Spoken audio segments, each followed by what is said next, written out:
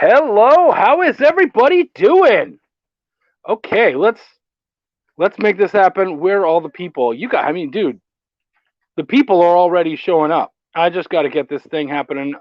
It already says we've got 3 people watching, and it hasn't even. I don't even think I have Facebook loading yet. So let's edit that audience, make it so you guys can see it.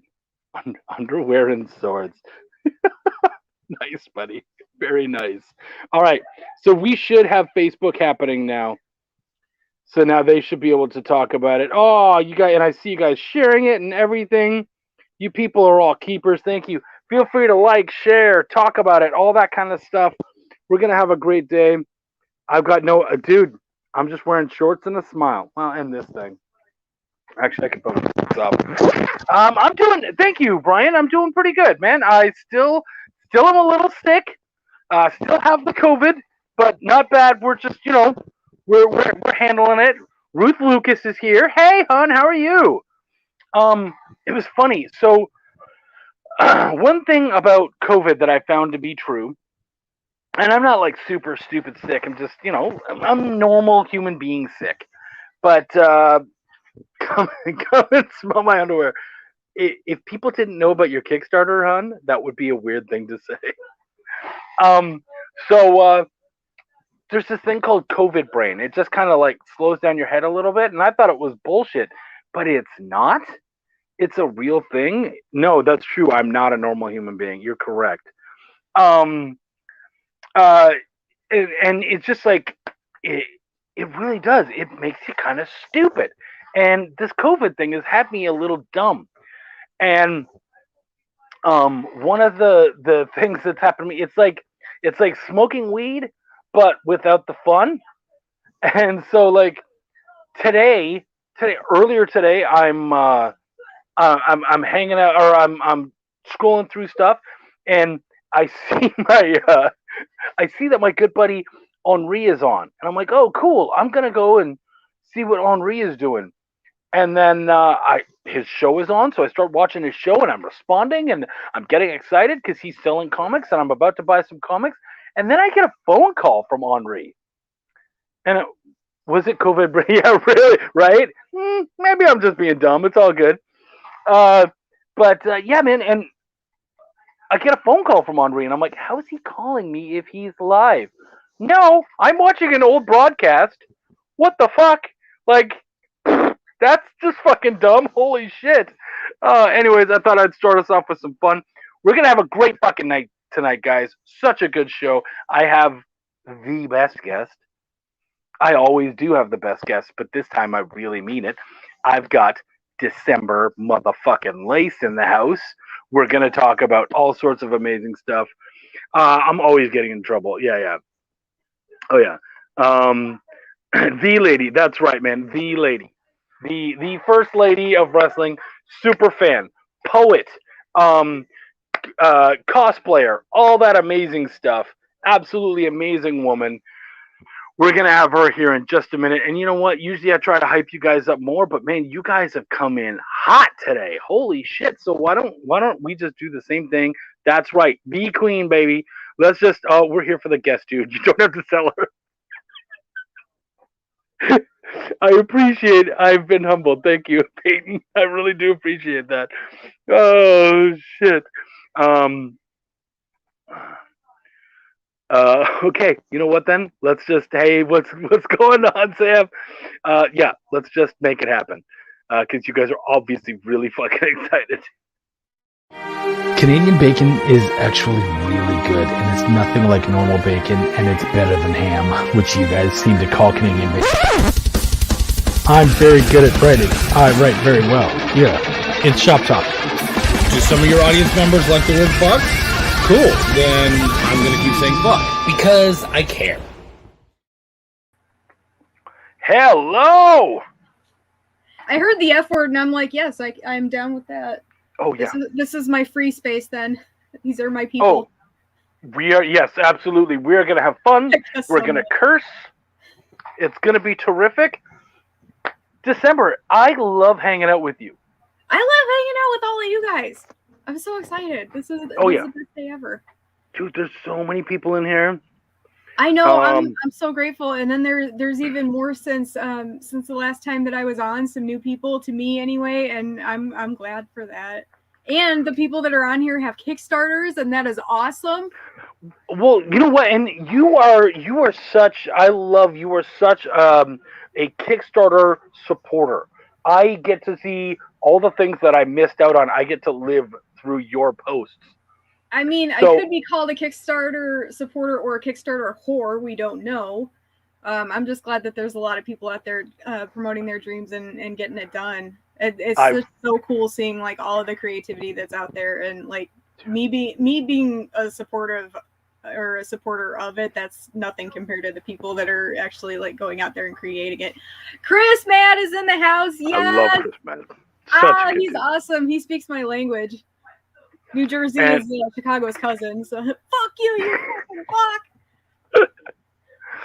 And then we got hashtag Kickstarter whore. Yes. More like Kickstarter slut. I like Kickstarter I don't slut. care Yeah. who I end up with. What did Mike say? If you meet Chuck at a con, will you do the world a favor of gifting him a chair shot? I don't know. What is a chair shot? You know what a chair shot is. Are you gonna break a chair over my back? I mean, I don't know if I would break it over your But, back. like- I'd hit you with it. I could. Oh. But then, Okay. con security would get involved. That they might kick me out. And con security is really just volunteers that want to be there, but probably just don't want to, pay for the ticket. At least that's what I would assume con security is. They're probably having a rough day as it is. So you don't want to call con security on me, do you? It would have to be in the parking lot, you guys. Use your heads. Right. I would take the chair happily, though. It has to be across the street in Chicago where they won't come when you call the cops. Cook County, y'all. We fucking love you too, buddy. Sell tickets for the. Yeah, we could sell tickets for the chair shot. Wow, that's what a start, eh? We're starting with the fucking chair shot. That's a great way to start this thing. What are you drinking tonight? I Or do was you have gonna a have drink? water, but we're I think that we're out of the bottled water. I might have to put in an order in for grocery store delivery. We got hit with a blizzard kind of up here, and I don't want to go out and get some or have my nanny go out and get some because it's chilly. So I'm gonna have to have her. Actually, I do have a Blue Mountain Dew in the fridge. I'm trying to watch my calorie intake as always, but I might have to crack open the blue for that. I haven't had one now and then. This is the time to go for a treat. Yes, that's true. To those of you who are kind of new to me, I don't drink alcohol, so it's kind of funny to see what kind of soda and or juice I'm consuming on that particular day. I don't judge those that do. It's just I get a lot of migraines and stuff, and I can't have it with my medicines and all that. And then on top of that, like I never drank as a kid or as a teenager or anything like that. So like anything that I've tried it all tastes like a doctor's office to me. Like I taste the alcohol because it's an acquired taste from what I hear. So it's just kind of like wasted on me. Wasted, haha. But yeah, party on everybody. I will take that caffeine though. I need that caffeine and sugar. And grenadine. Right. I love grenadine. Ooh, oh yeah. Give me that syrup. I will eat that like pancakes. I used to do grenadine and Sprite. Oh, so good. Yeah. Yeah.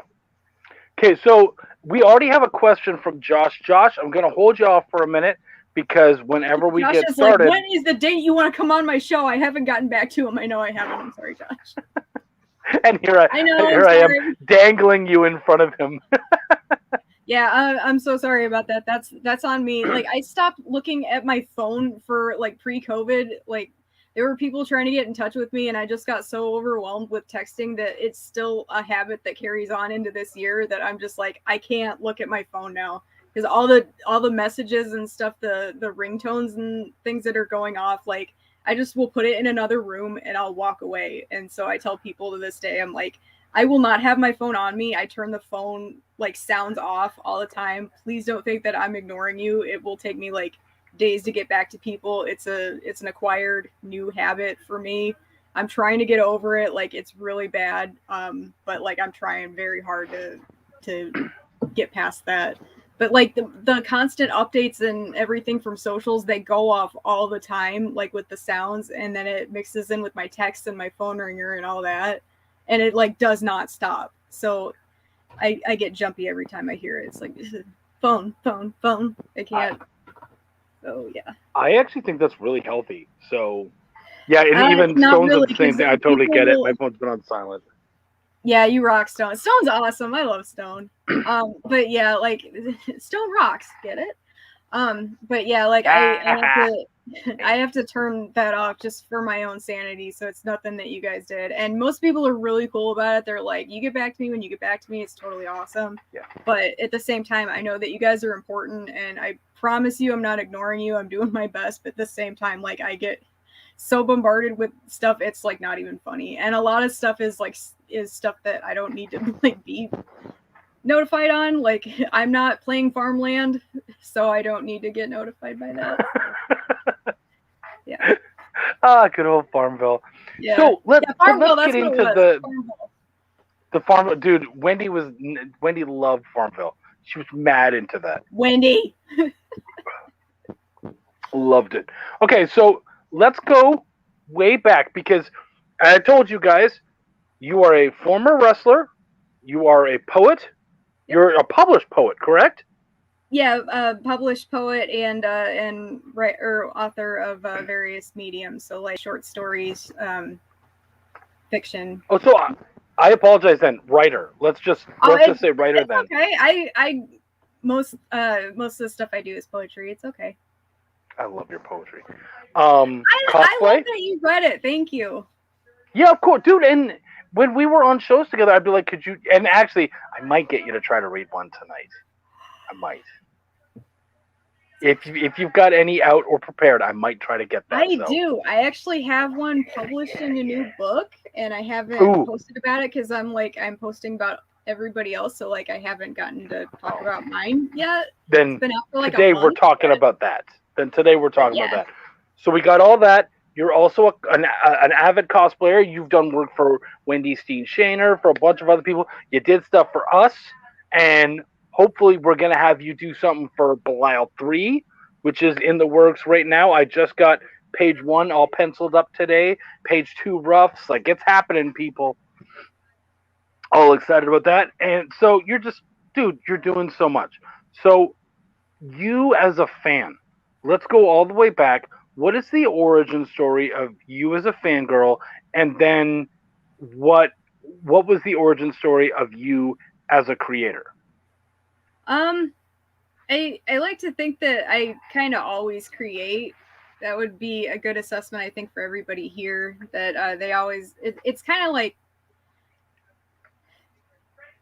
you kind of always have to create. It's like life is a balance. You like I think Albert Einstein said that you have to keep in motion, otherwise you lose your traction. If I'm not creating something, I kind of feel out of place. So it doesn't have to be something big, but I do like doing, just small things. It could be a poem, it could be a piece for a costume, it could be something little like that. For costuming, I liked playing dress up as a kid. I do know that my first cosplay was when I was either 6 or 7, and I have a picture of this. It's on my Facebook. I gotta go back and reshare it, but I wanted to be Storm from X-Men, the animated series, and they didn't have costumes of that when I was a kid. So when you were a girl in the 90s and you liked superhero stuff, that was kind of tough, because like now everything is Marvel and DC, and you can find like anything, and there's craft stores everywhere and all that, and like everybody talks about superheroes, and there's Netflix. But when you're a kid in the 90s, especially a girl, it's like you really didn't like X-Men, or like not a lot of us did. There's probably, now that I'm seeing cosplayers like me out there, I'm gathering there's a handful of us, yay, because now they're my friends. But there weren't that many of us in the day, and I didn't know anybody even remotely into the same stuff that I was. So when Halloween came around, I said that I wanted to be Storm from X-Men the animated series because she's my favorite. And my mom was making the costume, and she took like I told her like what I wanted for the patches to look like the X-Men badges that she had and the wings and all that. So my very first cosplay was when I was pretty young. It was probably like, oh yeah, she's dressing up. I'm like, no, I'm probably gonna be doing this when I'm older. At least I hope so, because who doesn't want to dress up as Storm? That's awesome. I kind of want to dress up as Storm. Yeah, like when I was watching the show, I'm like, wow, she can fly and she's got the prettiest outfit and the prettiest hair, and I wanna be Storm. She's cool. She's a leader. But yeah. Do you have a favorite Storm look? Huh? Do you have a favorite Storm look? You know what? I always get kind of caught up with that because she's got the black outfit with like the halter kind of top and the black wings, and then the 90s X-Men outfit. Like that's the very first one that I always have a spot for because that's the first one I saw. So the nostalgia there. It's really hard choosing between those outfits. Like as I get more acclimated with the series and I read more, it's probably like the black outfit, but I just get a twinge of nostalgia every time I see the 90s outfit, and I'm just like, oh, it's so awesome. And then I feel like I'm 7 and everything is okay again, and it's the 90s and it's Saturday morning always, and just feel safe and protected in that state when I see her or any Jim Lee X-Men art from that time. It's like, I love it. Everything's gonna be okay. So Josh had a really good question. Now that we've talked about you a little bit, we can bring it up. He said, I got a magical question for you. Beyond you supporting others for your dreams, how are you pursuing yours? You rock. Thank you for asking. I used to post on various sites that were taking submissions for writing. I don't get to as much now, like by a long shot, because I'm doing Kickstarters and promoting those. So when I get a little bit of time, I try to write, and then I try to get submissions entered. I have a really good friend that like if there's like one coming up that she knows that I write for, she'll be like, hey, they're taking submissions, you should enter. And then otherwise I wouldn't know about it. And I'm like, oh, this is awesome, thank you, because I can't be everywhere at once, and writing submissions are usually posted on Twitter, and I don't normally go on Twitter all that much, whereas Facebook is where all my Kickstarters are, so that's where I'm usually on, is Kickstarter or Instagram. And then as for cosplay, Wendy will contact me when she needs a cosplay, or there's another other creators will contact me when they need a cosplayer if they're interested in one, and then they'll ask. Delays sometimes happen because there's always a lot going on socially that kind of pulls me in every direction. I try my hardest to get everything done. Deadlines are awesome, so if you do want to work with me, please give me a deadline. If we're talking about an actual contract, if we do have a contract of some kind, please give me a deadline. That's how I work best. But yeah, I do write here and there in order to pursue the dream, and then I have to seek out submission deadlines by myself. And if there's a running list of I keep a spreadsheet of places that I like to submit to. So I just for a couple of years now, I've been submitting to specific places that have treated me well and that have really good other artists that I like reading. So I will submit to that on a repeat basis. So I know December Lace is your stage name. Do you use that for writing? Do you use that for all of your creative endeavors? Yeah. What inspired that name? I was born with that name. Okay. That's fair. That's fair. Trying to go. Oh, dude, the chat is going fucking mental. Well, we'll just keep it. We'll keep it this way. I didn't wrestle with the last name Lace. I just had December or Miss December. But I added Lace because Facebook was gonna lose their shit if I had called myself Miss December on Facebook, because apparently you can't do that even if it's me, and I'm like, well, that is my name is Miss December. Like, how many beauty pageant titles do you want to see? Like, fuck you, Zuck. Come on, man. Right? But whatever. Peyton says, when I try to describe the need to create, I describe it like being hungry, but instead of food, I need to create. I totally agree. Like Bono once said that there, like inside of him, there's like a God-sized hole, and he's trying to fill that hole with projects. And I know that sounds kind of erotic or like very strange, but I get it. It's like you're feeding your soul when you create. It's like some people leave like inventions or children on the earth, and it's like some people leave writing or drawings or whatever their legacy is. That's their choice of the medium that they leave. Stone says, it's so great that you write. What inspires your ideas? All things that go bump in the night. Yeah, I would say you have a very like dark kind of gothic sentimentality to your writing. Oh yeah. Yep, definitely. Who are the writers that have kind of inspired you where that stuff's concerned? Do you want to take a guess? I mean, I bet you could probably. I mean, the first two that would come to my mind would be Poe and Rice.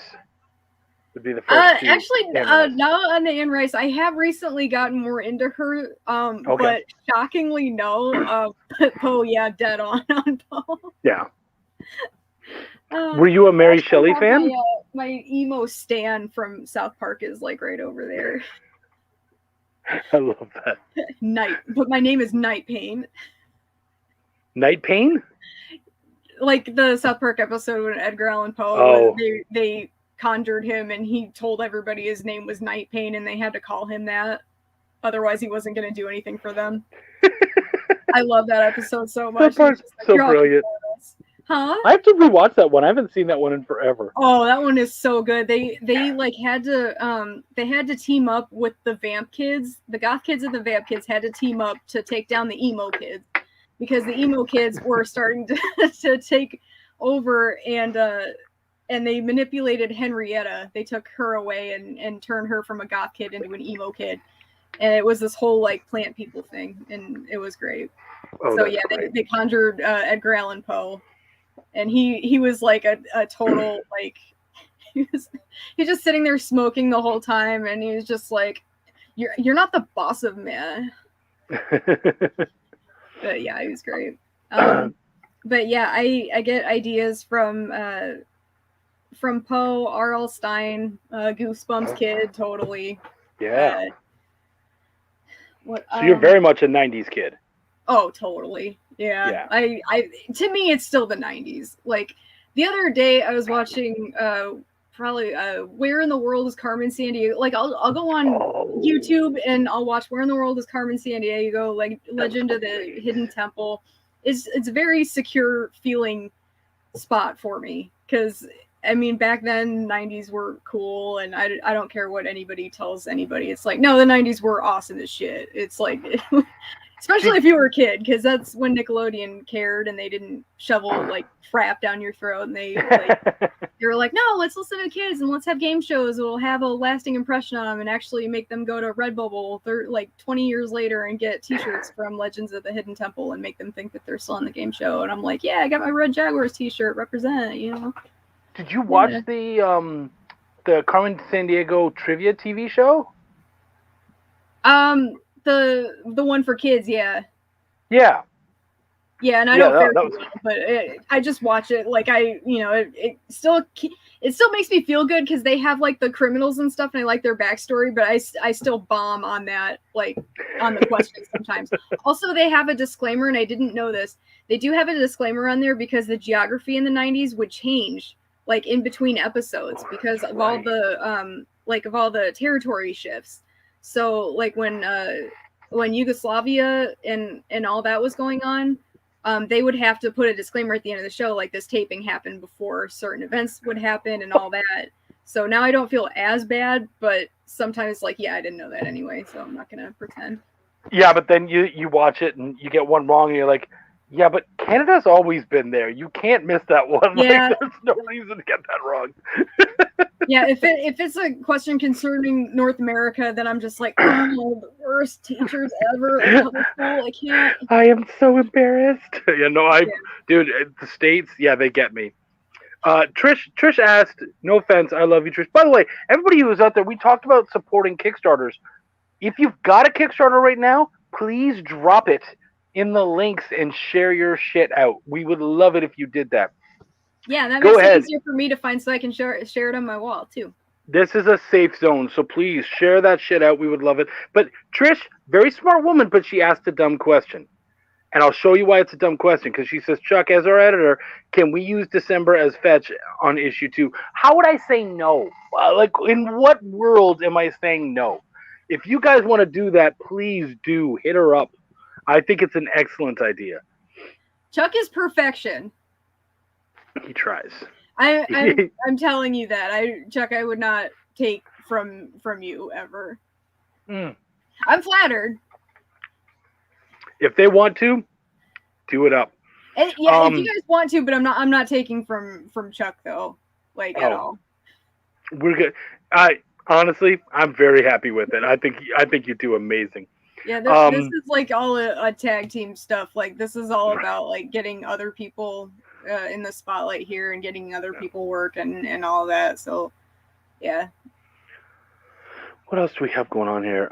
Fingers Reed and oh yeah, that's right. Yeah, and Rice had the stuff where she did the dark fairy tales. I did read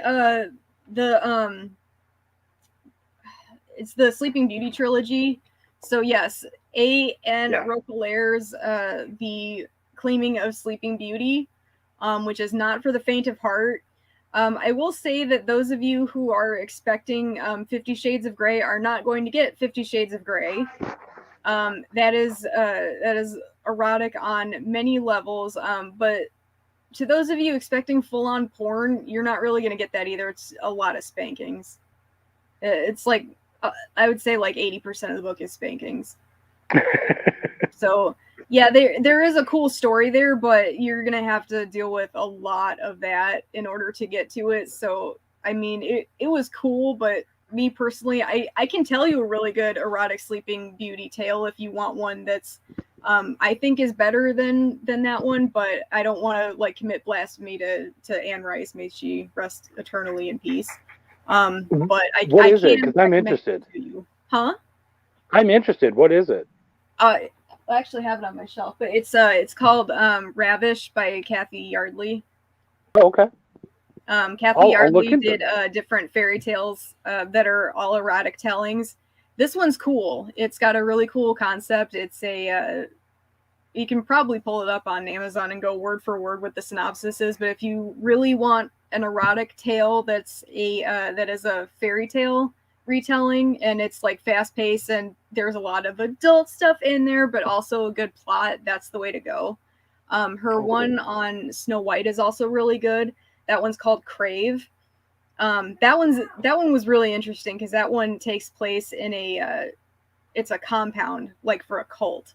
So Snow White is in a cult and this undercover reporter finds her there, and then some nasty stuff is going on and he has to rescue her. That's neat. I like that. Brian Manel comes in. He says, do you prefer writing shorter stories and poetry, or are you conjuring any longer stories brewing in that noggin? That's a very good question. I get ideas that could be novel length, but I usually end up writing shorter stuff because I'll get time to do the shorter stuff, and then my lengthier stuff, it's like I never have time to like sit there and complete that. But I do have I have a pretty much completed novel. It's just on the shelf. I just have to do final edits and it's ready to go. But it's it just needs like just the final touches up. But I have written one, but it has not seen the light of day to anybody really, except for one reader that really liked it. So I let my friends. I let one friend read it that I trust to give feedback on because I'm still like very protective of it. But I do have one. But as for short stories and poems, those have seen the light because shockingly, I didn't get comfortable with anybody reading my stuff on a publication level until like, I want to say like 4 years ago. And even then it was just kind of like a little bit by little bit. And now it's just like, I've dealt with worse. So whatever, I'll handle it. So I know that you did a couple shows last year. I know you did Baltimore. Yeah. You did C2E2. What is your con list for this year looking like? Do you have any set up? I'm going to try to do C2E2 again. This one's tricky. I don't really like how that schedule is set up for fans or for creators. They're having 2 C2E2s in 1 year, and that's tough, I think, financially for the creators and for the fans. They did that because there was such a gap in 2021, because I attended 2020 C2E2 because that was the last con that there was, and then there was nothing until 2020, which was in let's see, or actually no, it was 2021. It was very end. It was December. Yeah, just last December. Yeah. And then I think that they're having that in August, so within 6 months, and that's no, that's not 6 months. That's 8 months. But it's a really quick turnaround. It's not really a huge like constraint for me because I live here, so the traveling is not like a huge thing for me. Like I drive or have my nanny drive me. I'm not allowed to operate heavy machinery, obviously, but that's not an issue. But like for creators and all that that's a thing. So I'm like, that's tricky for fans and for creators that might have gone there in the December event and then travel there twice in 1 calendar year. And then Baltimore, I'm not sure about because that's Halloween weekend, and as everybody knows, that's a sacred weekend for Miss December because it's always Halloween. Yes. Okay. Those are good ones, man. Those are good ones. I'm hoping to do C2E2 because my partner is up that way, and you're there, and there's so many. It's just. I was gonna say I'm there. That should be the very first thing you thought of. How dare you? It should have been. You're right. Hang your head on the alcohol. Of this interview. Can we blame it on the alcohol? No, you can handle your alcohol by now. I can. If you make poor decisions now, it's not on the alcohol, Chuck. You know what? I really respect that take. That's good. Wendy says you're a very nostalgic person. What TV show do you miss most from your childhood? Legends of the Hidden Temple. Yeah, that's the one. That was a huge influence on me because that led me to Tomb Raider, which led me to everything. Oh, dude. Because that show, like when Tomb Raider came out, I thought it was Legends of the Hidden Temple, and I'm like, wait, was there a Tomb Raider TV show? I mean, if there was, I didn't know about it. Yeah, I didn't. Okay, I got confused for a second there. And of course, everyone's showing off their sweet Kickstarters. We've got Stones, Darkness Falls is out. Of course, we got Brink and Fetch. Please hit that one up. Hit them all up, of course. Brian Manell has one to show off too. Wolf Cubs Volume 1, The Lich, a D&D adventure. That's really cool. Sorry, I forgot to touch on it. Dude, holy shit, there's so much stuff going on. Do you have an editor for small edits? For your smaller pieces? Usually for the smaller ones, I do it. I know that we're not really supposed to, but I usually do that anyway for other people, so I tend to do it for myself. And the other thing too is like my small pieces are so small that like you can just kind of see. And I'm like obsessive over some of the writing too. Like a lot of my poems are like very like they're not like 2 to 3 page poems either, so like they'll maybe be like 1 page max, but it'll be enough to where I can just like spot something if it needs to be done. A lot of people don't know, but my my degree is in English, so like I was trained to kind of do that. And I made the dean's list, so I at least know that I was good at it. So yay, there's that. And I enjoyed doing it. But yeah, so thankfully I do know Chuck is an editor, so when I do get to the point where I do need one, I'm like, oh yay. But feel free to send your editor names my way. I'm always there are always people that are looking for editors, and I'm happy to keep them on the list if people are looking for more. Yeah. You know what though? Since we're talking about your poetry, could you possibly give us one just to kind of show us what you do?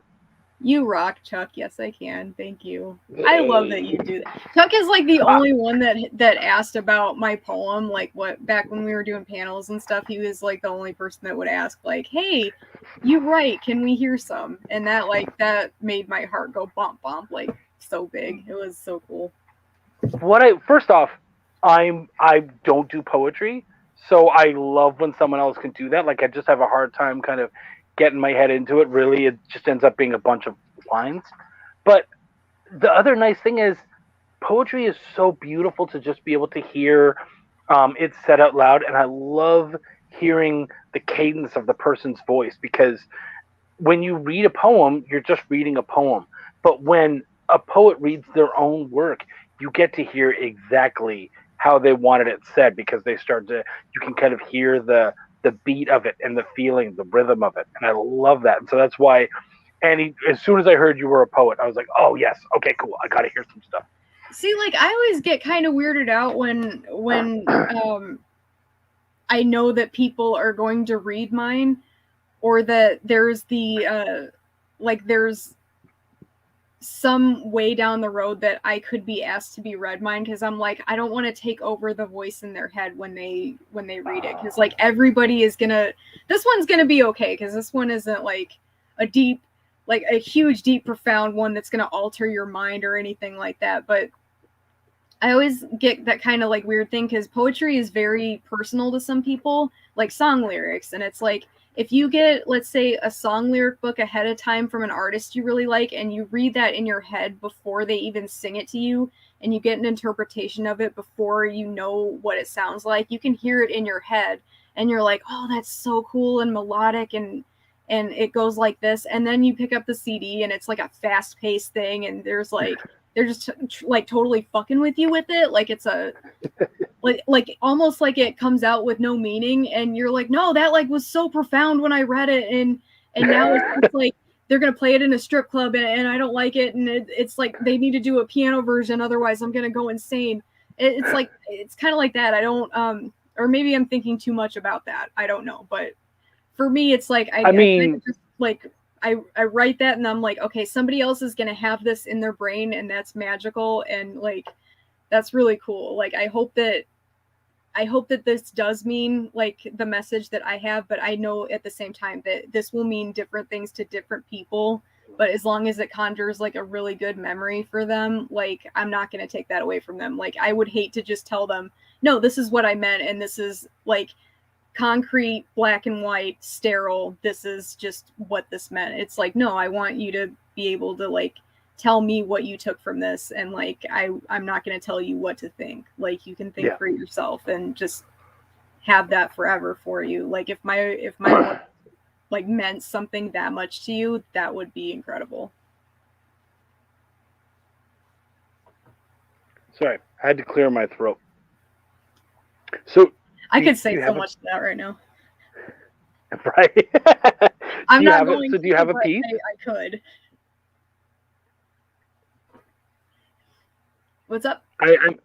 I was gonna say, do you have a piece? Yeah, set I up? do. This is Okay. the latest one that got published. Is Here, we're gonna solo layout that. Okay, cool. Now Where can people pick that up? Huh? Where can people pick that up? This is on Amazon, or I can order for you, sign it, and then send it off to you along with my cosplay of Marie Antoinette, because it's about Marie Antoinette. This is called Kirstophia, This is a compilation book on the works of the joint efforts of Sofia Coppola and Kirsten Dunst's movies together. So the prompt was you could pick any movie that they've done together, and then your piece would be like about that movie. So The Beguiled, Bling Ring, Marie Antoinette, and then there was another one. Hang on. Oh, Virgin Suicides. And any one of those movies could be like written about an essay, poem, short story, anything. And then based on that prompt, you just like you could submit. And then I submitted a rhyming poem for once. I don't really do rhyming all that much, but I did one, and it's just called Marie Antoinette. And I have a cosplay to go along with Marie Antoinette. So if you guys decide to do that, let me know. I'll send you guys a signed cosplay picture of that. But anyway, so this one rhymes, yay! But it's written like in a sonnet-esque type form. There's me. It is not a sin to grin as I do. Pampered, perfumed feet measured for a shoe. Glossed poker chips strewn under our clean hands. Fresh champagne poured over pyramid stands made of crystal, tossed when contents are gone. Fine fabric to touch, lush colors to fawn over as patterns are surmised. One for you, and you too. 5 for me. Oh, and here's the cake, a generous spread. And they call me selfish, they with no bread. I love that. That's beautiful, hon. Nicely done. Thank you. Seriously, that's really nice. I like that. I love Marie Antoinette stories. I'm pretty big into history, and Marie Antoinette's story is very fascinating. Like the I know very little. I just know the off with her head. I know very little else. Yeah, it's pretty interesting how she did a lot of things that were like I'll give you an example. One of them that's not really talked about, I guess, but it's not really common knowledge. So she was passing through one day and she saw like a farmland or farmhouse or whatever, and she thought it was very quaint. So she had a farmhouse built with lands and all that, so that she and her friends could like go there and kind of mimic the same thing, like do their own farming. And just because she thought that it was, cute, but there were people in France doing the same thing for survival. So, but she didn't think that was anything wrong to that. She just thought that like, oh, I want to do that. That seems neat, like a neat little activity. But there were people starving in her streets, and she's not really doing anything about it. She's just partying and having a good time. But they were on the brink of a revolution, and at one point when the revolution happened, they were throwing servants out of her windows and breaking the Hall of Mirrors and all of that. So the French Revolution is a very fascinating time, and the affair of the necklace is a very interesting thing to read about also. That is kind of credited to her downfall. So if anybody wants to read about that, that is very fascinating. Wow. Just the affair of the necklace. Just type that in. You'll go down a rabbit hole. It's interesting indeed. But yeah, just it's not even like that Marie Antoinette was a party animal or anything like that. Though I do see why people would make the comparisons. But yeah, very fascinating topic in history. That's really cool. The excess of the royalty and the very poverty-stricken people that they reigned over. Yeah. So Sam came in. He said, do you still watch wrestling? Who do you like now, and who was your favorite in the 90s? Sting forever in the 90s. I still watch Sting. I love Sting. I watched WCW in the 90s. Now that I have a subscription to Peacock, I can catch up on all the Raw that I missed before. But I'm an avid wrestling person that watched all the matches back then, and I would catch up now. And there's sometimes I wish I didn't watch wrestling, to be honest with you. I can't really watch some of it these days. Like some of it's very good, but some of it's just like, what are you guys doing? Like, no. I feel like I probably didn't say that because I was one, so I'm like, I kind of get like wrestler snob. I'm like, what is this? I cannot work with this. Like, none of this in my day. But no. I like that. This is really nice. Brian says, enjoy hearing poetry out loud as well because of this.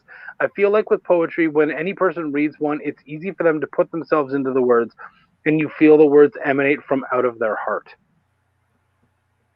I think that's beautiful. Oh, you're getting all the love. Thank you. Love that. I love when people are like actually like around. See, a lot of people don't like even know that I write, so I'm just glad that people have even been exposed to it, honestly. So to the people that have like read anything that I've written, thank you very much. I'm very grateful for that. That you took your time to do that. Thank you. Right.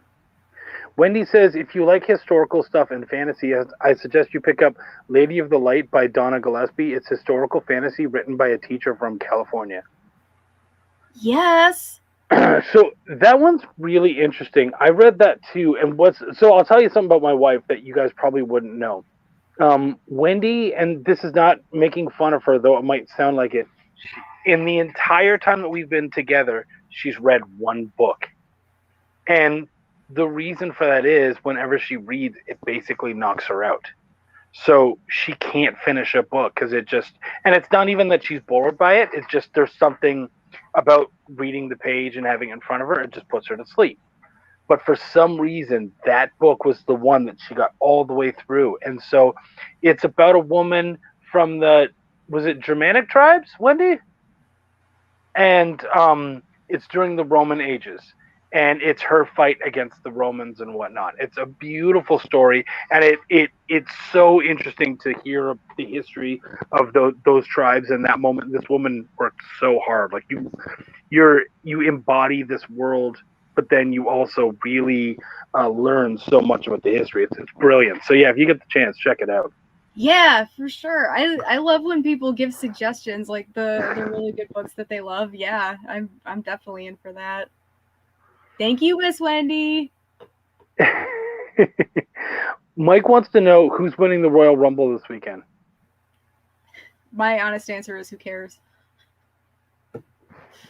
So are you see, I'm not a huge wrestling guy, but are you more about AEW right now? Yes. Big time, yes. I've heard that a lot. So for people AEW is really good. Like if you watch that, they're putting on some really good stuff. A lot of their workers are hungry. They people that I've worked with before are in there now working, and it's great to see them. And I love seeing the stuff that they're doing. It's like there's like some pay-per-views that you watch just because you're so used to watching them every year. It's just a yearly event at this point. So like SummerSlam, Royal Rumble, WrestleMania, and what's the other one? I think Money in the Bank might be it. So it sounds like it's just like the Super Bowl, where basically like even if you don't care about the teams, you watch it anyways just because. Yeah, pretty much. No offense to those that watch it.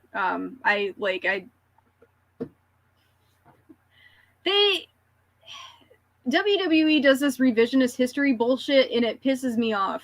Like, they sat there one time in a documentary, and they said that the reason they got rid of the F in WWF is because they wanted a change, like it was time for a change. And I'm like, no, it wasn't. The reason that WWF changed was because the World Wildlife Fund was going to sue them.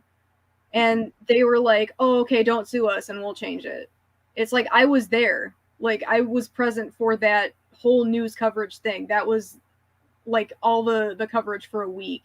And, like, they're sitting in their own documentary, and they're like, oh, we just felt it was a change. I'm like, no, that's not at all what happened. So, and they do this with other stuff, too. It's like, I know that the media has their own way of controlling things, but WWE is no different. Like, they'll do the same thing. Like, they'll try to make over their version of history the way they want it. Like, when they said that, oh, WCW was terrible and we were really awesome back then, but there was circumstances that kept us from achieving the best Monday Night history and, like, all that. I'm like, no, I was a kid and I was watching it, and they really did kick your ass at ratings, and I was watching them because of it, and it was that awesome, and you guys are full of shit. So no. So I don't like What the is it? revisionist bullshit history.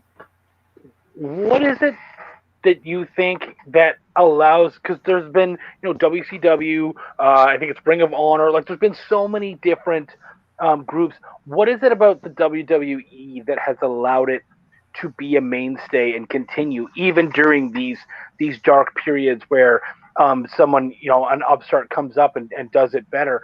What allows them, do you think, to just keep going and keep surviving?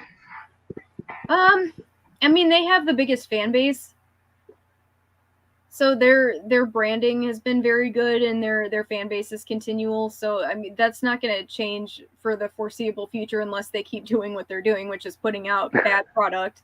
And we thought that it was going to be a downfall, I think, like 10 years ago when they had really bad product and they, drove away fans. But it hasn't been this bad where it was coupled with a pandemic. So the attendance has been so bad that even TV viewers at home can see the damage of it, because there have been entire sections of arenas that have been just completely wiped out because of it. And then that kind of tells people like, hey, there's something very wrong going on, because that's why they don't want people at home to see that, because it does have an influence on how people see their product. It's like if they see giant sections of an arena just blank, just empty seats, that does impact how people are being fans at that point, because they're wondering, well, why aren't those seats filled? And it's not the pandemic. But, so for people who don't, and I'm definitely one of these people that I'm going to bring up, I think Brian Manella said it too. Yeah, he says, I don't watch wrestling. For people who don't get wrestling, what is it about wrestling that ignites your passion? What is so exciting about it that makes you coming back, even when the product is shit, even when what is it about wrestling that just gets you going? Oh, it's a real life comic book. It's real life superheroes, real life comic book. It's the closest thing to a comic book you're ever gonna get. Like the people that are doing that stuff, it's like they for a second make you think that you're seeing the superheroes that you like, and you're not gonna see anything else remotely like that. Like the circus, you can have acrobatics, but you're not going to have a storyline. The acting you see, you're going to see, acting, but you're not going to have a storyline. Marvel movies and DC movies and all that, you're going to see them, but you're going to knowingly go in. It's a comic, and you're going to be like, oh, they should have done this storyline instead, and I'm so pissed that this is cast as such and such and all that, and you're going to be probably pissed off. I haven't seen one. The last time I was surprised in a movie with a superhero was the pencil trick. And it was awesome. The pencil trick. Yeah, but that's the very last time I was like, holy shit, that was amazing. But well, I shouldn't say that. Maybe the Spider-Man movie. But other than that, but wrestling, it's like you don't know what they're gonna do, because wrestlers, they're gonna do the moves. You don't know what the moves are gonna be. Like the studios are going to leak out information like, oh, this person is going to play this person. This is what happens in this movie. Whereas in a wrestling match, like, this person's going to do that move when you see it. Like, no one's going to tell you ahead of time. Like, you're going to see this move tonight. Oh, holy shit, that's awesome. We got some love coming from Terry. What's up, girl? Terry, hi, Terry. Terry's a rock star, man. She's a warrior. Oh, she is. Terry. Absolutely. She is a fucking, speaking of fighters, she is a fucking fighter right there. Absolutely. I'm hoping to meet her on the contrail. What's that? I'm hoping to meet her on the contrail. Oh, yeah. Because I know she loves hitting all the conventions. I believe she's based out of Hawaii or something, but I know that I'd love to see her around. Fantastic stream tonight. I've got to drop and hang with the kids, but this has been, thank you, buddy. We appreciate you popping in. We really do. Andrew, I didn't say you could leave. Like, whatever. Did I tell you you could leave? Fine, it's for the kids. December can do it for the kids. December does things for December. I think that's fair. WWE lost to a penguin. I don't know what that means, but apparently... I'm trying to think. What penguin are you referring to? Because if you're referring to the penguin in the upcoming Batman movie, I might lose to the penguin also, because that looks like some awesome casting. Right. As soon as they said that, I was like, that's interesting. I want to see where they go with that. Oh. I think he's talking about the World Wildlife Federation. It was a panda. Yeah, it was a panda. That's what I was thinking too. But yeah, but yes, they did. James says they were also the first wrestling federation to be seen nationwide that allowed them to grow their base. Yeah. Yes. Yeah, absolutely. I'm not saying that everything they do is complete ass, but a lot of it is now. And AEW is like, a lot of what they're doing reminds me of 90s Nitro, like how their formatting is. And that's because Tony Khan was also a huge WCW Nitro wrestling fan. JT's here. Hello, JT. JT. Another local Chicago guy? Yes. He and I actually live really close to each other. Oh, that's cool. Yeah, that's awesome. So what it brought oh, no, go ahead. Sorry. Oh, no, it's all right. Go ahead. Well, Brian said a YouTuber called Super Eye Patch Wolf did a video about unique storytelling with wrestling, focusing mostly on The Undertaker. And the uniqueness of storytelling with wrestling is that the characters age the same amount of time as you do as they go through their arcs and stories. Pretty cool to think of it that way. Yep. Now, and that's something actually. So I remember when The Undertaker came out, and I have to give it to that guy of all people. We see a lot of like kind of breaking of character and whatnot, but he is a dude who, even in interviews and everything, like, you always got The Undertaker. And it wasn't until I saw him on, I think it was Hot Ones. He did an episode of the Hot Ones, and he got to be. For me, it was the first time in like 30 years I had ever seen him as the man behind the mask, so to speak. And that was really cool. And I thought, wow, like, what you're doing there is absolutely amazing. Are there any other, I know that you love Sting and whatnot, but are there any other wrestlers that you look at and go, that person, they had dedication, like that was someone who really fucking brought it? Like, I really like a wrestler named Lacey from Minnesota. She wrestled in ROH. She was on the independent circuit. I loved watching her. She was incredible. I wish I could have wrestled her. She was just fantastic at what she did. She was in Shimmer a lot too, so if you get to see that.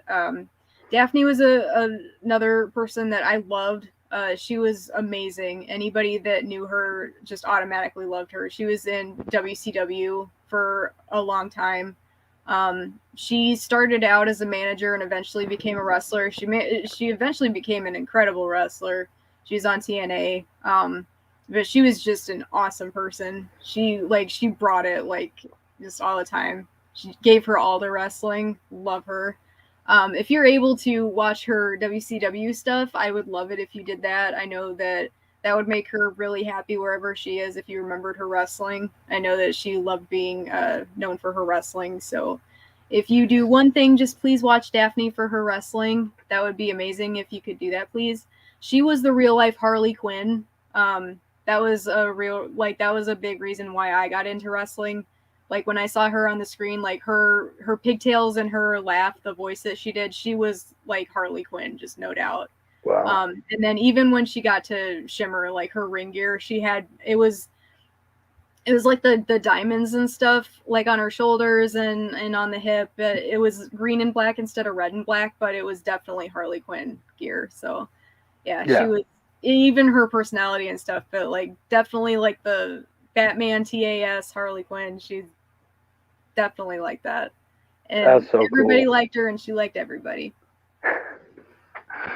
Josh, he's got to go, but he says, I want to say you were one of my favorite people I met last year. Keep chasing your dreams. I hope to read that novel someday. Keep rocking and or rolling. You do the same thing. Josh is a fantastic writer. I love him. And I love talking Alice. And he's a really good interviewer. Huh? He's a really good interviewer, too. Yes, he is. Yeah. He's a good writer, too. He's just talented overall. Yeah, absolutely. Now, James says, so being from the Chicago area, are you a CM Punk fan? It's impossible not to be a CM Punk fan. Like, if you say that you're not a CM Punk fan, people kind of like, what are you doing here? Like, it's just, he's done a lot for the city and for wrestling in general, so there's a lot of respect there.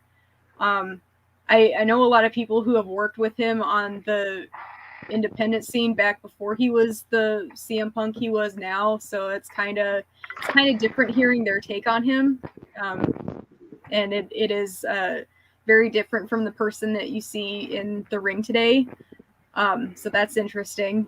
But yeah, it's always really good to see him in the ring and doing things. And from what I understand, the pop that he got, like it's like Michael Jordan Bulls level in the United Center, maybe bigger than, because when he came back that night to wrestling, it was a huge thing. Like, not just for wrestling, but for the city too. Like, so many buildings lit up with like CM Punk or Second City Saint. Wow. Second City Savior, yeah. Like, it was the symbol like that, and it was crazy. So yeah. Oh. A lot of good things for wrestling have been done on his account just for him coming back, and it's like nobody can deny that, and that's awesome. And That's really I love cool. how happy he makes people because of that, and I love how good wrestling, like the reputation has gotten better because of that, because it, you know, it always goes through a slump where people are like, oh, wrestling, you watch that? And a little bit of respect has been brought back now. Right. Now, here's something funny. Steering away from the wrestling a little bit, because again, guys, I don't know that as well. But I'm so glad you guys have asked so many amazing questions. You guys have made my job so much easier. We're already over the hour, and that's because of you guys. So thank you. What? Steering back, I know, right? Well, no, we can keep going. But steering into the comic realm a little bit, you know, you freaked out about a comic series that I haven't heard anyone talk about. And you freaked out, and it turns out you're a super fan. And not only are you a huge super fan, but you also got featured in the book. And I'm talking about Jim Balent's Tarot. Can you tell us a little? Yeah, Wendy got me into that like 15 years ago or something. Okay, I love Tarot so much. Like, I'm glad that you brought that up, because this deserves all the props in the world. Okay, so like, first of all, you all know Jim Balent without realizing you know Jim Balent, because he made 90s Catwoman, okay? Like, the iconic 90s Catwoman, that was him. I guarantee you anything that is Catwoman in an encyclopedia that has talked about her through the ages, a Jim Balent picture of Catwoman is on it. I promise you that. Like, there is nobody else more associated with that image than he is. Like, it is amazing to me, because my mom knows what his art looks like, and she doesn't know comics like at all. But I showed her a picture of Catwoman, and I'm like, this is Jim Balent, and she's like, oh yeah, I know what that looks like. And I'm like, how is this? Like, what? But yeah, so Tarot, the Tarot Witch of the Black Rose, is Jim Balent's own series, and Holly G, his awesome hot wife, does that with him. And I love how Holly is like basically this too, because that looks like Holly, and I love it. It makes me happy. I did not know that they were married. That's hilarious. I just thought they were partners. I did not know that they were married until literally right now. You were today years old when you learned that. I was today years old. That's so fucking funny. They're cute, because in their book they'll post like their anniversary pictures and like pictures of stuff that they do together, and it's just like, that's like goals in life, is that, and I love that. I love seeing that so much. But yeah, so they have a Kickstarter going on right now. It's the Saga of Raven Hex, which is Tarot Witch's sister. But the book itself is that's my favorite book in comics, and like it's just a fun read. So they have lighthearted stories, they have really dark ones, and then the art is sublime. So Jim does everything on the art. Sometimes Holly will do the covers, which are amazing too. But the art that you get inside the issue is just 10 out of 10 because Jim does everything. So he puts details into it. He puts so there's no blank space on the pages where you're just like, oh, this is filler or whatever. It's like there's lush details. There's just awesome coloring because she does the coloring too. It's fantastic, and it's about a witch that has powers, and she goes into fairy realms, and there's she has to protect her loved ones from harm. So the very first issue, John, the keeper of the cemetery, he has to fight evil pumpkins. And if you've seen Jim Balance work from Lady Death, the malicious looking pumpkins he has on that cover, they look very similar to that, and it's awesome, and I love it. So yeah, she goes on. There are very magical adventures that are had, and some of them are very steamy, and a lot of them are tongue in cheek too. So the artwork will incorporate someone's tongue will be covering a certain area, and they're totally able to get away with it, and it's definitely recommended for those of an older age. So you'll get the humor, but it's also they take on dark matter. There's grief, there's humor, there's loss, and there's joy. There's lots of things in it. It's such a good tale, and he's a great storyteller too. Yeah. And he's been in comics enough to where he knows how to write issues, and he knows how to keep storylines going. Yeah. And yeah, they're fantastic. And they do have a Kickstarter right now, which is great. Oh. So if you want to get in on that, you can get the trade back issue. Yeah, the trade issue of the Raven Hex saga. I forget which issues it has.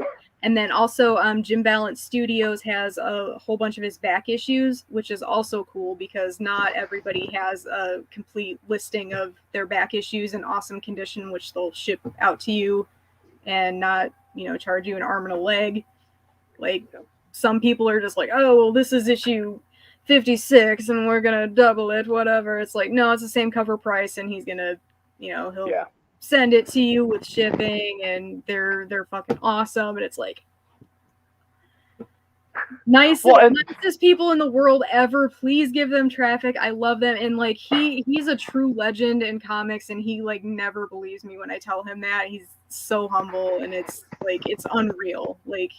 Living legend right there. And so many people walk around like they're legends, and they're not. And in today's comics, it's they really, it's be like Jim. Jim has a statue of a Catwoman that he made in the Baltimore. No, not Baltimore. Maybe it's Baltimore. There's a Six Flags that has a Catwoman ride that has a statue of Catwoman that he drew. So that is there because of him. Wow. And that's amazing. And he you'd never know. And I love that. I love that so much that he's here with us, and we don't deserve him. I heard so Joker outside my door. Yeah, go ahead. Joker, oh my god. Joker. He wants to say hi. That's funny. Come here. Calm down. Come here, Pepe. Joker. Come say hi too. Joker. Shh. You're going to trip over the cord. For those of you that don't know, Joker is my dog. He's my child. He's insane.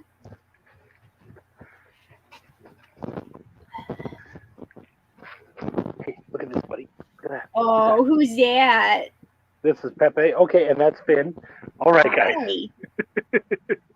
Hey, Joker, what's going on, buddy? He's certifiably insane. Oh, I want to pet the doggos. That's great.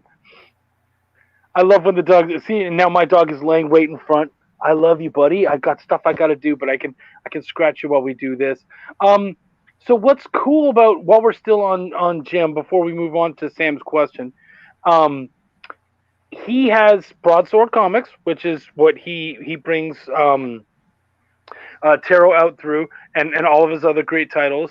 And they do a Broadsword Babe of the Month, right? Yes, they do it's I want to say Sword Maiden. Yeah, that sounds about right. Yeah. You got to be one of those sword maidens. What was that like? It blew my mind that I was even considered. I was so grateful. Here, let's see. Insane. Just to even be considered for that was really cool, and like I was really really grateful for that whole thing. And it's issue 127. If anybody needs to storm his website and order the issue, and trust me, you do. And then when you see her at a show, get her to sign it. Get it double signed, get it signed by, well, triple signed, get it signed by Holly G and Jim, and then bring it to December and have her sign it, and that bad boy is going to be worth it. So one thing I love about the broadsword babes is, or the sword maidens, sorry, is I've seen over the years he takes women of every size and shape. Like it really is amazing. Like all too often, there's just a certain a lot of these times we just see like a certain sort of specific model look. And he's not about that at all. Like they're not about that at all. You really do get to see it all, and there's just beautiful women of every look and shape and size, and it's just wonderful. So that's another thing a tip of the hat to him, is that he really just gives love to just women across the entire spectrum. So I think that's amazing.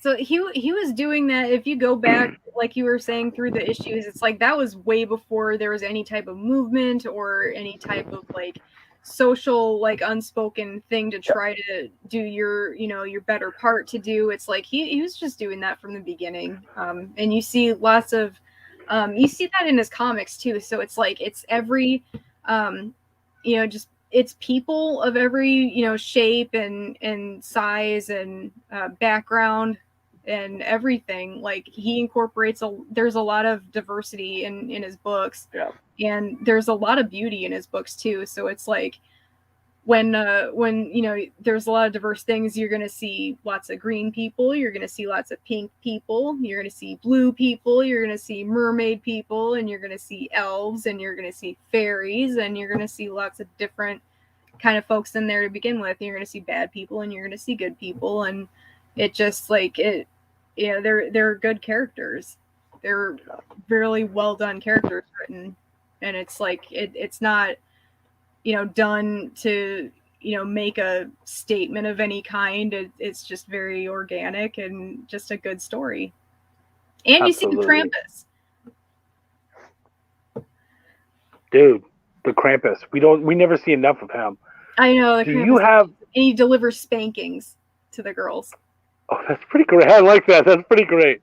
Yes. And that's very tarot too. I like that. That's very tongue in cheek. I like that. Sam comes in, so now to move away from that, do you have a favorite Image comic in the 90s?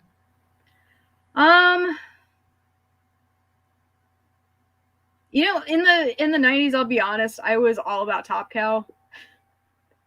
They're an imprint. Huh? They're an imprint of Image? Yeah, like I would love to give you like a very like specific Silvestri one that's Image, but like I can't, because I'm just like, oh, I was so into Top Cow. I can tell you like I have my box of Top Cow like right there, and I can tell you that Vince Hernandez at Aspen right now is being awesome with Fathom, so hell yeah. Rock on, Vince. The one that I was like first into was Tomb Raider, because I was such a fan of the games. And when they announced in the I think it was the disc booklet of Tomb Raider 2 that they had a comic, and it was Witchblade and Tomb Raider, and I had to find out what that was in order to see Lara. So I found out it was Top Cow, and then when I went to the bookstore, I found out that they were doing a Tomb Raider series by itself. So that's what I would collect.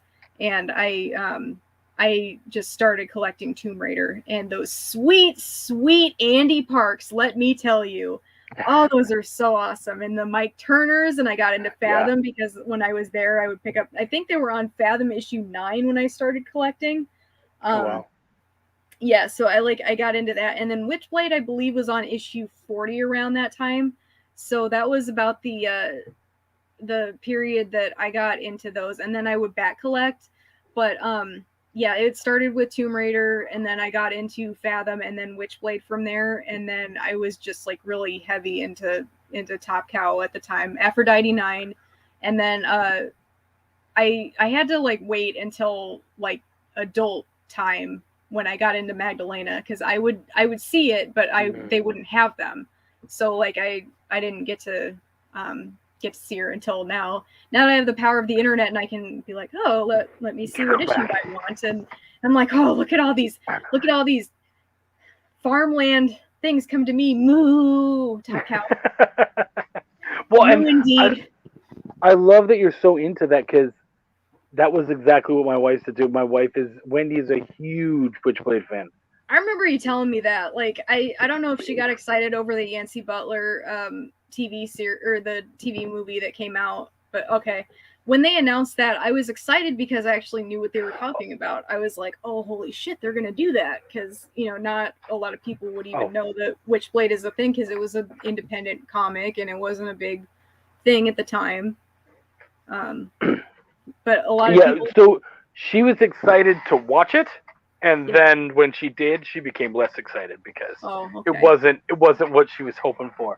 But here's something cool that she gave me. She wanted me to show off. So last September, for her birthday, I was doing over her birthday weekend, I was doing Dallas Fan Expo, and Matt Hawkins was there. We ended up getting all this. She got all of this amazing Witchblade stuff. I told everybody she's having a Witchblade birthday. I got her Witchblade 1. It was signed by everyone, Mike Turner, like all the way through. Yeah. I mean, just everything she had. Even I told, when Matt Hawkins ended up coming up to my table, and I told him about how big of a fan my wife was. He went back to his table and grabbed her a care package and gave her a bunch of stuff and everything. Yeah, he was amazing. Just Matt Hawkins, much love to Top Cow. Yeah, he was absolutely awesome. So, yeah, the community is amazing. But speaking of the community being amazing, Chris Mad was in here earlier. I don't know if he's here now, but he was with us. We roomed together and hung out in Dallas. And so for Wendy's birthday, he did this. And I'm going to put this in, yeah. Dude! Yeah. Oh. And that's a live drawing that he did for Wendy. Oh, that's so good. Yeah. Bravo. Yeah. Oh, that's so good. Go, baby. Oh, I think it just came. I know, he's really good, right? Damn, Chris. Yeah. So now you know, guys, not enough people go to Chris Mad for sexy stuff. Go to Chris Mad for sexy stuff. How do you not? Have you guys seen him? Holy shit. We made him do a sexy cover. Trish and Mike got him to do a sexy cover. You made him do a sexy cover. Chris was probably like, I'll get started right away. So I said, could you do a sexy cover? And he's like, you're damn right I can. No one asked me for that. I was like, yes, please do. So, yeah, and we're going to have him again. He's going to do another one for Belial 3. So, yeah, I love that dude so much. His work is amazing. He and I actually have a story. We're doing a story for Cthulhu Invades Wonderland, which should be coming out soon. And he and I did The Caterpillar. So I think you guys will have a blast with that. Hell yes. What else do we got going on here? Everyone was so excited about the dogs. Y'all have such normal sized dogs. Thanks. Joker's like smaller. He's a Welsh Terrier, so he's smaller than a lot of people picture him. He's a tiny little thing. Like normal size. He's like December just shot some rad stuff for a comic called The Sapphire Spectre that some idiot named JT writes and draws. I didn't know if I was allowed to say anything, but yes, I was up until 3:30 in the morning shooting for that, so I am going on very little sleep, which I don't mind because it was awesome. I'm glad that JT let me do that, but yes, I am scheduled for Sapphire Spectre 3, and I will have a cosplay on that, so JT, thank you so much for letting me do that for you. I'm glad I get to say something because I was like, oh, I Right? don't supposed to say anything. That's always it. We have to. There's so many NDAs. We have to hold so much back, and so every time you get to announce something, you're like, "Yay! I did this thing." Well, yeah, because it's like I don't know like what is supposed to be like. Oh, you're supposed to like not say anything, and it's like to me anyway. It's like, how can you not say anything? It's like promote the shit out of everything because like people should know. But again, like I don't want to ruin anything. Just out of respect. Yeah. Yeah. My dude, Sean motherfucking Barbour came in. Okay, so I've been watching and commenting for like a half an hour from my phone, but I've just now figured out that my phone is a bitch. So I had to get my ass up and say hi from my computer. Yeah, we got nothing from you, so I'm sorry, dude. So glad you're here, though, homie. I'm more upset that you had to get up and do something, and it took you that long to do it. Like, you should have realized automatically that we weren't responding to you. Right? He should have known. You for that long. How the fuck was I going to ignore you for that long? Totally. Oh, and I kid you not. So I was watching TV, and I was watching one of my favorite shows like to watch is called Djibouti Dubs. It's these guys, and they make it's like MST3K, only they're very current, and they make commentary on movies and commercials of today and stuff. They were watching Barbar, and I thought of him. Oh, I love that. And to everybody who doesn't know, Chuck has been friends with Sean, like close friends with Sean for years, and he didn't know what his last name was, like how to pronounce it. I didn't know. He was always Barber to me.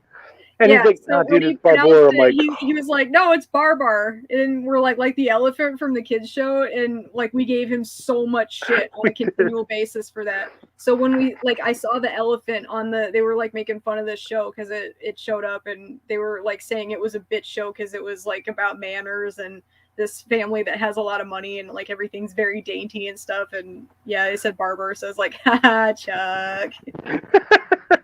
Well, and Sean and I are working hard on he's about to start inks on the first page. I'm so excited.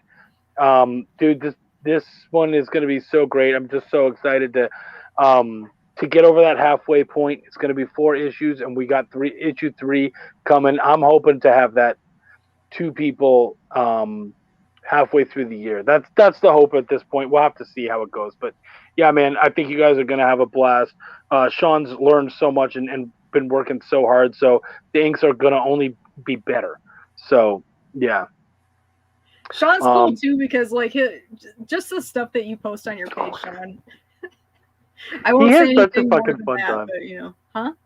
I hate Facebook on my phone so much. You know, you're allowed to say some other stuff besides how much you hate your phone. Yeah, you can give some love, dude. I love what you post on your Facebook. Oh, but hey, everyone, especially you, December. Oh, and Chuck, I guess that's fair. I do come second. I'm okay with that. Yeah. We got the crowd goes wild for Sean. Yeah, of course. But remember who our guest is. Sean will definitely get his love. Don't you worry. I'm gonna have to bring Sean on as one of my guests when we're doing Belial for sure. I'd like to draw some Fathom. Oh yeah, dude. I think you do a really good Fathom. I would love to see that. Just draw her anyway. Yeah. Yeah, why not? No one's stopping you. Draw her anyway. Hey, JT, in the next couple days, we would like to see a Fathom done by you. I know I would. And, hell yes. And I'm certain someone, once you show it off and you say, guys, it's for sale, someone's going to pick that motherfucker up. Yeah. I promise you. I'm certain of it. You know what I like seeing is a lot of people that are like really into Fathom, because I've seen in the community that again, like not a lot of people back in the day knew what Fathom was, but now it's like, yeah, people know who Fathom is. For sure. They do. And it's awesome, and I love it. Oh, you know who did an awesome Fathom cover? Is Sora Song. She fucking killed it. She did an awesome Fathom cover. Jesse Witchman did an awesome Fathom cover. Yeah. Like it's actually still on my wall. Like I got the metal version of that. It's amazing. Sora did one. Brian Piquet did one. Just fabulous. They got this like killer lineup. So yeah, Vince. Shit, yes. Not that one. Wendy's going through her stuff looking for her Fathom stuff. Wendy's gonna be there for a while. She's like, let me find it. I know, right? You want to show that off? Okay. Let's see. Yes. Oh, you lucky person. Oh, Yeah. See, I missed huge... that one. I didn't get to see it, and now they're selling them on eBay, and they're like $200, and I'm like, oh yeah. What did we pay for this? Like $60? Huh? Huh? Is it? What was this? Like $60? I think so. Yeah. Yeah. She says they're going for like $200 now. yeah, On eBay and stuff. yeah. And the No, problem with that I is, ain't selling mine. yeah, and the problem with that is people like me that want one and just missed on it because I didn't know about it, or then are the people that actually want them and are not paying $200 because I'm paying the money that I would maybe spend on that on Kickstarters here, because people are awesome and I'm not spending that to an overinflated price on that. So that's not cool. However, if anybody has one and they are selling it at the original Kickstarter price, I would be happy to buy it from you. There you go, guys. You heard it. Translation, please, God, somebody have it. I've been a fan since I was 11. I'm not kidding. I have pictorial proof. Aww. I actually have the Michael. I found this the other day. I have the Michael Turner poster of all of them. So like Witchblade Fathom, and Lara Croft from from the issue 11 crossover double cover that they did. I have that. I found it the other day. And that's cool. About that. We got loved Magdalena. Really hope they do more with her. Yeah. What else do we got going on? What the heck? That's amazing. Oh, Brett. Nice to see you, Brett. Happy birthday, Brett. Happy birthday. I didn't know it was his birthday. Happy birthday, dude.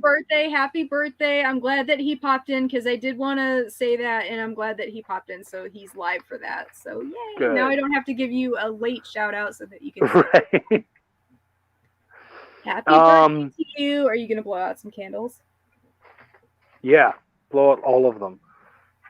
Ruth says you can never have enough sexy covers. That's true, Ruth. Yeah, Ruth knows. I know a lot of people would. Oh yeah, and Ruth is an artist as well, right? I believe I've seen her work. Yeah, you had to have. Yeah. Yeah. Yeah, I know I have. Secrecy is dumb. December killed it as the villainous Violet Void. Y'all are gonna love it. I was looking for Fathom. You found that. Oh, okay. Wendy found her Witchblade book instead of Fathom. I think next time Sean watches, we all should ignore him so he thinks his computer is being a bitch. That's fucking funny. That's terrible. That's so terrible. What else do we have? Terrible. Right. Oh, it says Steph's here, but there he is. Okay, yeah, Steph's here. Steph's here, and the first thing he says is JT. Right. I think he came in and said something. Oh yeah, sorry I'm late. That's right, he did come in. Apology accepted, your Steph, and we'll forgive you because you've been killing it lately. Oh my god, have you guys seen Steph's stuff? Holy shit, he drew that chick. Yeah. Oh my god, I couldn't hit the share button fast enough. Damn, Steph. Mm-hmm. Damn. Yeah, he really brought it on that one. Yes. Does anyone in the chat not have a Kickstarter? No. I know one that we haven't talked about yet, and that's Wendy Steen-Shaner. She's got her Siren S campaign. We have to mention the Siren S campaign because it's also this one's really creative, you guys. So if you haven't seen Wendy's yet, go over there and see it. It's really cool. It's made to look like a concert. So it's got your backstage passes, your concert tickets, your map of the arena. It's really cool, and I am on a cosplay cover too. So if you need your Miss December, and who doesn't, I am cosplaying as Ginger Snap.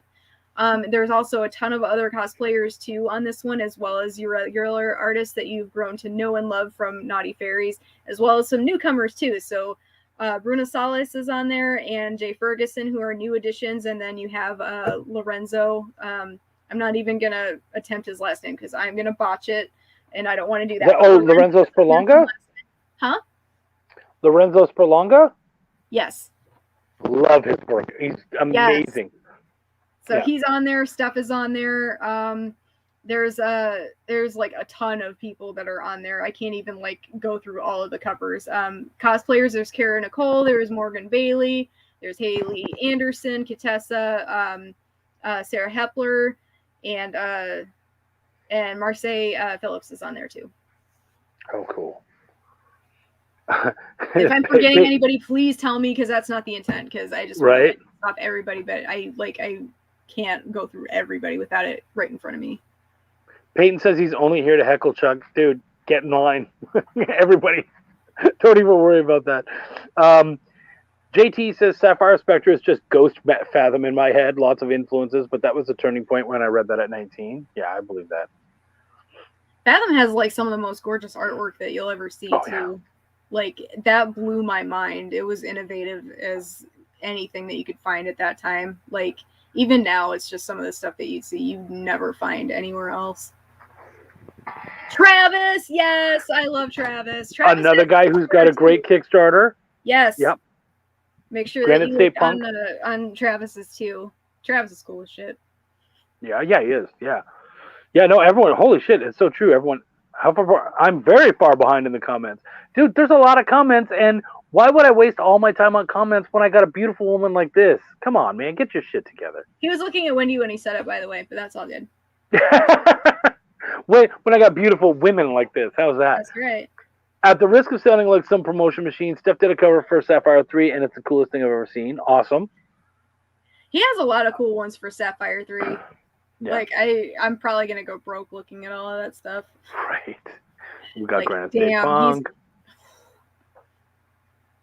Sorry, I'm just showing off all these amazing Kickstarters that they're showing off. We need to. This is, I mean, it's basically what I do too. So if I wasn't here and you weren't doing that, I'd be doing that right now too. Right.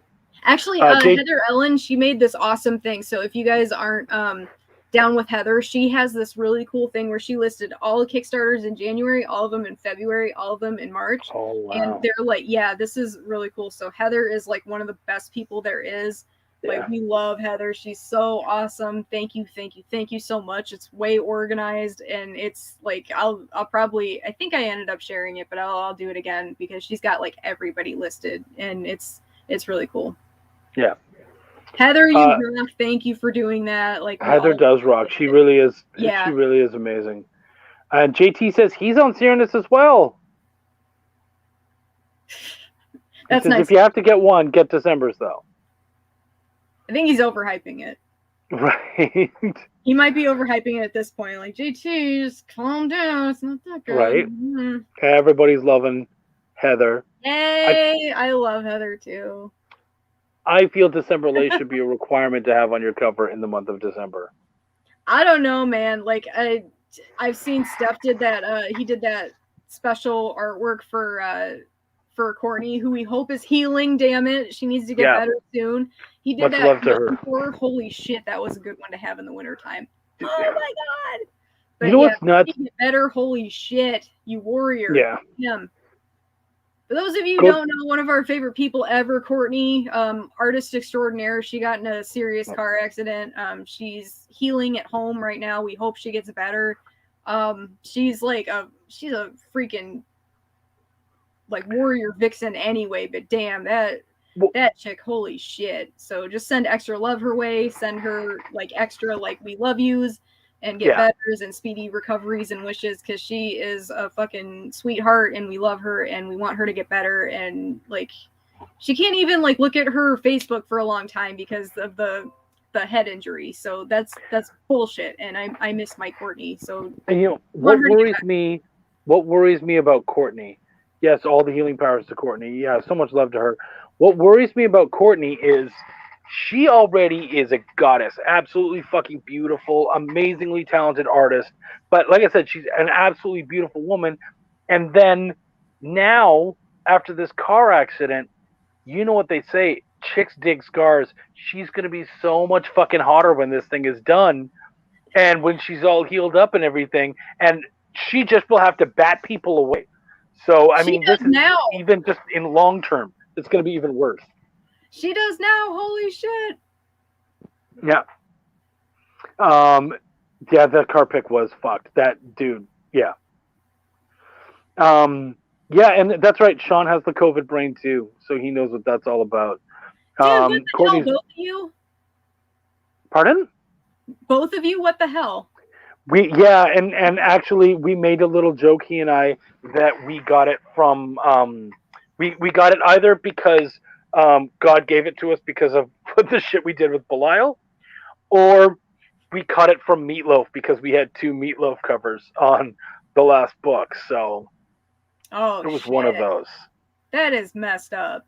Yeah. Actually, what I think is happening, because I was on Belial and I don't have COVID, knock on wood. So I think you're too tough for COVID, but that's just probably.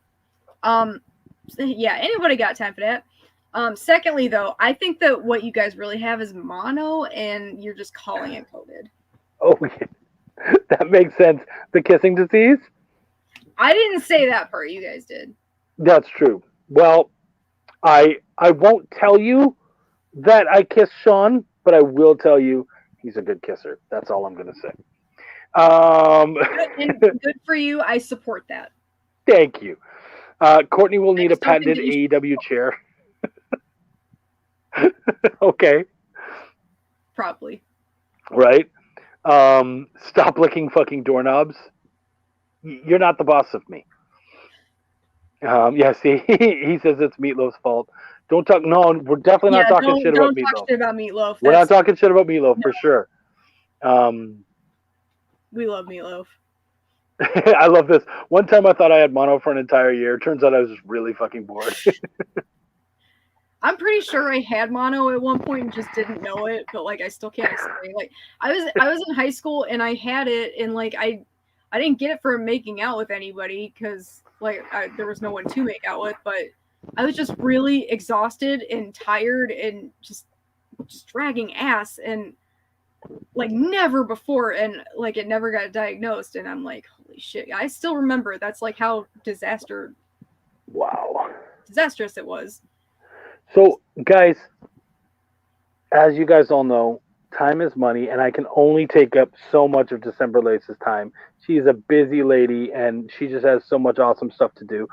So before we do close this out, December, do you have one more poem that you could possibly show us before we shut all this down? Let me see if I can load one up here. We've got Kevin Anthony DeCastro came in. He said, greetings to you guys. Keep safe. Thank you, brother. You guys, that is royalty. Tavon, hello. That is colorist Tavon. Do you guys even know who you're talking to? There's so many covers that he does for Jesse that like are just mind-blowingly amazing. Thank you. We love you. Thank you. Like, first of all, not anybody is worthy of working with the Jesse Witchman. Okay, so there's only certain people that he works with, and Tavon is one of them. So he may have even breathed the same air as Jesse. So let's just keep that in mind. Okay, whoa. That may have happened. We don't know. Can you confirm? Yeah, have you breathed the same air? He says thank you, December. You rock. We love you. and he's amazing. So go to his page and check out some of the work that he's done. It will blow your mind what he is able to do. Like, I'm not kidding. He's like just ethereal at what he does. Oh, big heart. I hope that you're doing okay out there. Like, are you keeping yourself occupied? Are you being naughty indoors, or are you being productive in the artistic sense? I love this. Oh God, December and Witchman. There's wet undies. For your side stuff, yes. Oh, it's my favorite show ever. Steph's favorite show is when other people talk about Jesse Witchman.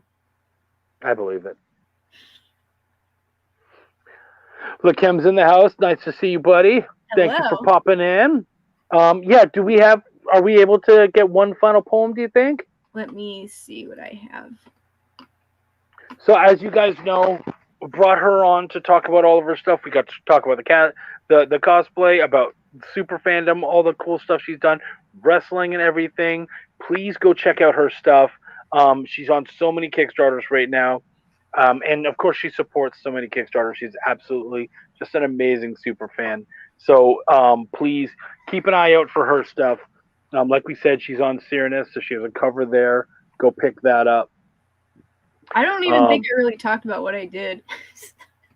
I hit the share button. That's basically all you need to know. If you're an artist or a creator and you have Kickstarter, I hit the share button because we're all in COVID together. Like, this sucks. Really quick, the story is I was walking down Artist Alley at like the last con before COVID hit, and like when everything started shutting down, I thought, like, what are all the artists going to do, the ones that, you know, do this for their living, and I didn't want anything bad to happen. So I hit the share button because I knew that I had all my awesome loyal fans from my leftover from my wrestling days, and they still followed me. So my leftover hanger-ons, I love you. My fans are the greatest people in the entire world. I love them so much. They're patient with me, and I appreciate that. But they still hang on to my every word because I am so damn entertaining. But I just want to get the word out, and because I had a fan base still, I just hit the share button and I kept doing it so that they would be able to see all the comics and art that was available. And my fan base and the artists and the creators that were attached to what I was sharing grew. So I just kept hitting the share button and liking and promoting what I like, basically. So I'm not an influencer by any means. I would not call myself that. I would.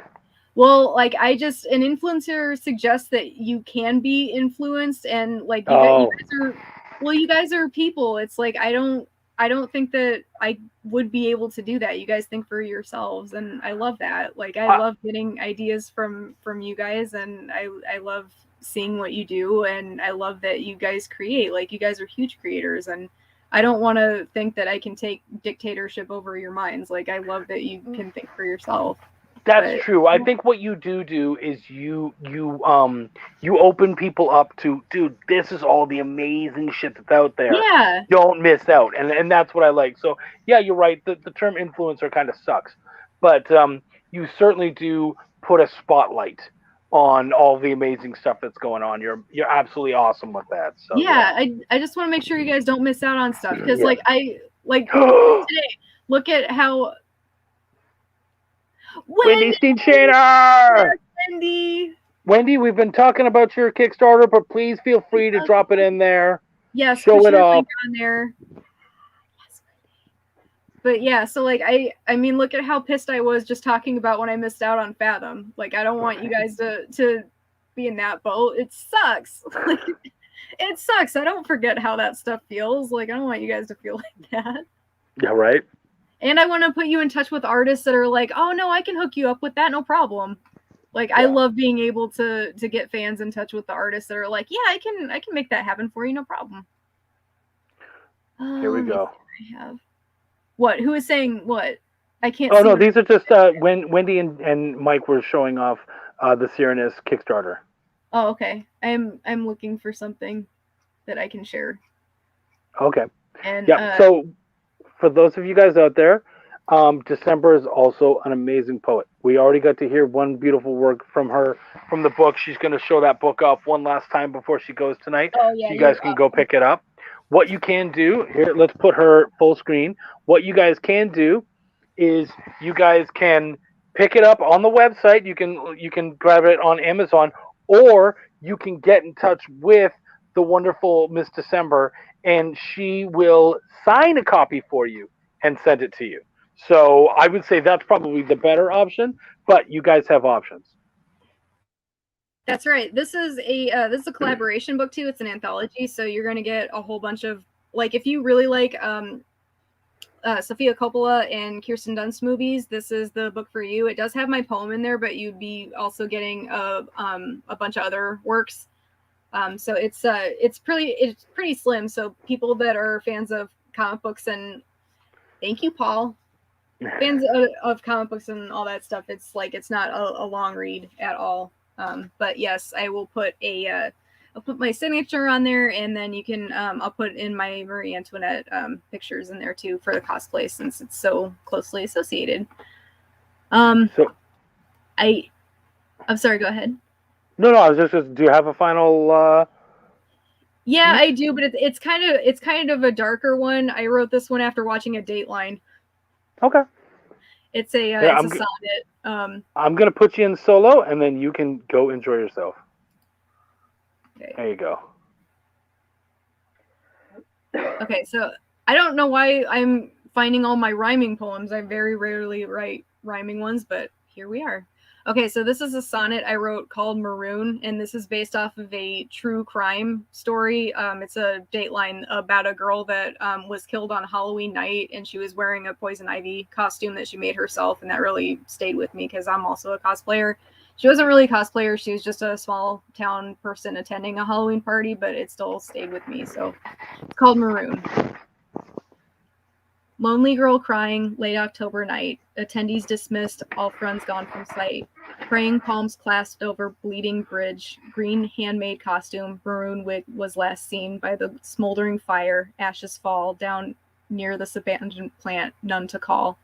Then a stranger who likes herbs and girls, no mask this night, only one with face to show, leads the girl from the farm, takes her away.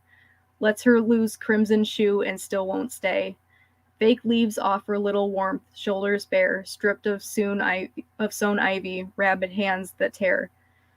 In concrete ruins lie clothing unbound, missing voice of a woman underground.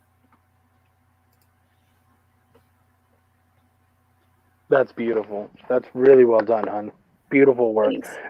I'm sorry for the squinting. Like it's kind of in little print, and I didn't really think to enlarge it. I should have done that. Where can people find you so that they can pick up all your amazing works? And for those of you, most of you know December, but for those of you who haven't been able to check out her stuff, where can they track you down and see all your amazing works? So I keep a running list of my publications on decemberlace.blogspot.com, and it's all free on there. So if you click on any of the links, you can read any of what's on there for free. It also has links to the anthologies that I'm featured on, like to if I'm part of an anthology that you do need to purchase on, it'll take you to that link. But for the most part, like everything's free. I'm on Twitter at the Miss December. And that'll have like where my poetry can be found too. But usually it's like my Twitter is something that I don't really go on a whole lot. I'll go in there to see where I can submit poetry from, like what sites are taking it. And then Instagram is also the Miss December. Facebook is Facebook / Miss December 32. And then I have an OnlyFans that has some of my cosplay pictures that's behind the scenes and that I don't post on Facebook. So everybody gets like kind of an all access pass to what I'm working on and like the more risque pictures. It's nothing that's going to get you in trouble with your partner and it's not going to break your bank, but it's OnlyFans / the Miss December. And I keep it very cost efficient too. So if you're going through COVID like everybody else, it's like it's not going to break your bank or your relationship. Yeah. But you are going to see lots of selfies and December-ish things. That's amazing, hon. Thank you so much. I really appreciate your work. I'm so glad to have you. Anytime you and I get to hang out is a wonderful time. I really appreciate it. And guys, you guys have been fucking amazing tonight. I love you guys. You guys so amazing. Really make everything worth going on socials for, let me tell you. Sometimes it's filled with a lot of toxic stuff, but you guys like right here just make it everything like worth reading through. And definitely like just keep doing what you're doing, please, because that really makes me want to keep going is for you guys. Yeah. And see, it's funny because when we spoke beforehand, I always ask my guests beforehand, is there anything you don't want to talk about? And December was very adamant, I want a positive show. And I was like, oh, yeah, that's what I want too. So what's amazing is not only did we work hard to make it a positive show, but you guys out there were so amazing and so positive, and I love it. You know, a lot of people don't necessarily respond. I didn't work. I didn't work at all. Dude, these people are great. All right, Steph, that's quite enough out of you, young man. And I said young jokingly, by the way. Trying to get punished. He is. He wants to get spanked. He'll get a chair in the back, too. I had to carry the chat because Steph was so damn late. Yes, that's true, Peyton. We appreciate your suffering. You guys are awesome. Love you both. Thank you. Much love to you as well. We love you, Wendy. You guys. Your Kickstarter is killing it. Oh, one more thing we didn't talk about: CB's. CB Zane has his campaign going on right now. His Kickstarter. It is the so sexy. Shit. The fuck. Hang on. Is it Black Rabbit? What is it That called? sounds right, but Someone Black tell me Bunny? what it's called. Is it Black Bunny or Black Rabbit? I'm calling it something weird. I don't. Black Rabbit. Black Rabbit, a bunny in wolf's clothing. That's right. Okay.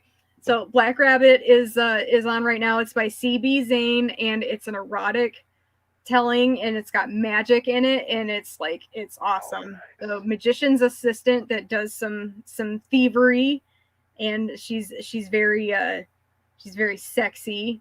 And there's a cover by Wendy Steensteiner that's so naughty it has to be censored to even see it on Kickstarter. So true. Guys, thank you all so much. I really appreciate you guys coming out. December and I just had a blast, not only together, but with all of you guys. You were absolutely amazing. I'm going to be here again next week. We're going to come in February, and we're going to have a really good month. It's going to be absolutely amazing. Thank you guys all so much. Stay safe. Take care of yourself. And as always, my name's Chuck, and I give a fuck.